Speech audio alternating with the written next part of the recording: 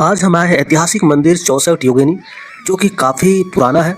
और सामने आपको एक बोर्ड दिख रहा होगा जिसमें दिखाया गया है कि लेफ्ट साइड में धुआंधार और रोपवे वाटरफॉल है और राइट साइड में नौका विहार है। मैंने पिछले वीडियो में आपको दोस्तों दिखाया था कि धुआंधार वाटरफॉल जो है कैसा है नज़ारा, वो मैंने आपको पिछले वीडियो में दिखाया था। और राइट साइड में नौका विहार है जिसके जरिए आप पूरे एरिया का भ्रमण कर सकते हैं। जो संगमरमर की चट्टानें हैं उसका नज़ारा का लुत्फ उठा सकते हैं, काफ़ी मनमोहक दृश्य उससे आप अपने कैमरे में कैद कर सकते हैं। तो ये बीच में पड़ती है 64 योगिनी मंदिर, मैंने आपको पहले बताया था। और देखिए रास्ते में कुछ ऐसा नज़ारा देखने को मिलता है।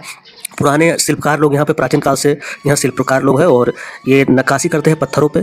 और पूरा ये जो गांव है, जो रास्ता देख रहे हैं, पूरे घर में बस यही काम होता है। सारे संगमरमर के पत्थरों पे यहाँ नक्काशी किया जाता है, क्योंकि बगल में ही संगमरमर के पत्थर भी है। यहाँ से बहुत लोग अच्छी अच्छी मूर्तियाँ ले जाते हैं बनवा के। तो चलिए मैं आगे बताता हूँ 64 योगिनी मंदिर की इतिहास और दिखाता हूँ नज़ारा, तो मेरे वीडियो में बने रहिए। मैं बता दूं कि 64 योगिनी मंदिर का निर्माण सन 1000 ईस्वी के आसपास कलीचुरी वंश ने करवाया था।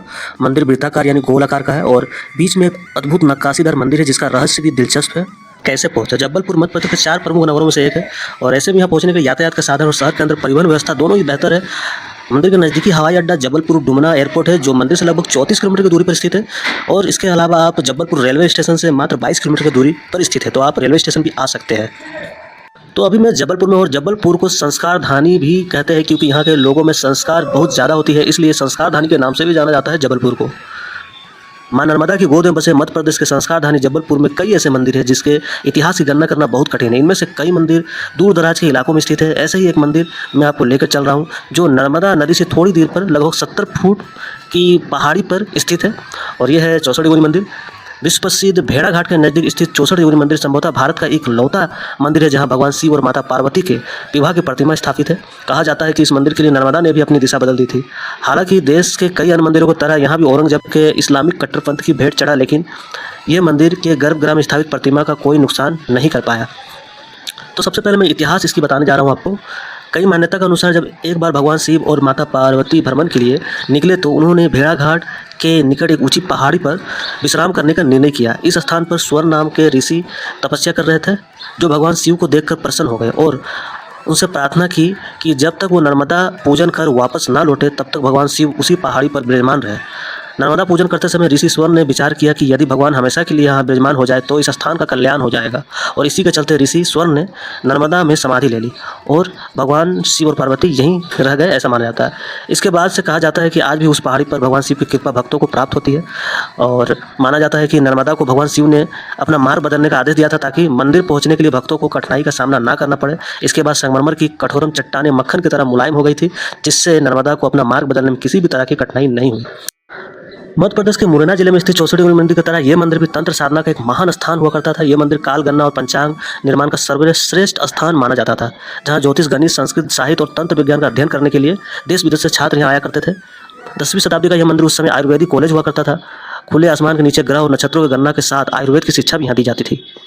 मंदिर परिसर की गोलाकार संरचना के केंद्र में गर्भगृह में गौरी शंकर की प्रतिमा स्थापित है, जहाँ पे हम कैमरा नहीं ले जा सकते हैं, मना है। उसमें एक अभिलेख भी है अंदर और जिसका वर्णन किया गया है कब बना है ये मंदिर, पत्थरों पे शिला पे लिखा हुआ है। और मैं आपको बता दूं कि जितनी भी यहाँ मूर्तियाँ हैं ये अलग अलग डेट में बना है, कोई 5वीं शताब्दी में, कोई दूसरी शताब्दी में, इसलिए अच्छे से आकलन नहीं हो पा रही कि ये मंदिर कितना पुराना है, क्योंकि जितनी भी मूर्तियाँ हैं कोई 7वीं शताब्दी में, कोई 12वीं शताब्दी में, ऐसे करके डेटा निकल रहा है। नंदी पर विराजमान भगवान शिव और माता पार्वती की विवाह प्रतिमा संभवतः पूरे भारत में कहीं नहीं है, सिर्फ यहीं देखने को मिलता है। और मुख्य मंदिर के सामने नंदी प्रतिमा है और एक छोटे चबूतरे पर शिवलिंग स्थापित है, जहां श्रद्धालु द्वारा विभिन्न तरह का अनुष्ठान का आयोजन किया जाता है। हालांकि मंदिर में योगिनियों को प्रतिमा को खंडित कर दिया गया है और इस कार्य किसी और नहीं, ये कार्य इस्लामी आक्रांता औरंगजेब ने किया, जिसने अपना शासनकाल में हजारों हिंदू मंदिरों को अपना निशाना बनाया। कहा जाता है कि औरंगजेब ने अपने तलवारों से एक एक योगिनी प्रतिमा को खंडित किया, लेकिन जब वह गर्भगृह में स्थापित गौरी शंकर की प्रतिमा को खंडित करने गया तो देवीय चमत्कार के कारण उसे भयभीत होकर वहां से भागना पड़ा था। तो आज भी जो मेन मंदिर की जो प्रतिमा है बहुत ही सुरक्षित है, क्योंकि वहाँ एक देवीय चमत्कार हुआ था, कहा जाता है, जिससे औरंगजेब को भागना पड़ा था।